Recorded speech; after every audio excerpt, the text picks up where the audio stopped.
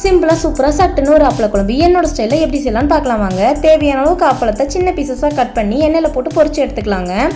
நான் 4 அப்பளம் எடுத்திருக்கேன். இப்போ ஸ்டவ் ஆன் பண்ணி ஒரு கடாய் வச்சு கடாயில் கொஞ்சமாக எண்ணெய் சேர்த்து எண்ணெய் காஞ்சதும் பட்டை, கிராம்பு, சோம்பு, 5 பல் பூண்டு, 1/4 கப் தேங்காய், தேவையான அளவுக்கு குருமிளகு சேர்த்து நல்லா வதக்கி மஞ்சள் தூள், மிளகாய் தூள், கறி மசால் தூள் உங்கள் காரத்துக்கு ஏற்ப சேர்த்து லோ ஃப்ளேமில் கோல்டன் கலர் வர வரைக்கும் நல்லா வதக்கி எடுத்துக்கலாங்க. இதோட சூடு முழுமையாக ஆறினதுக்கப்புறம் மிக்ஸி ஜாரில் சேர்த்து ஃபைன் பேஸ்ட்டாக அரைச்சி எடுத்துக்கலாம்.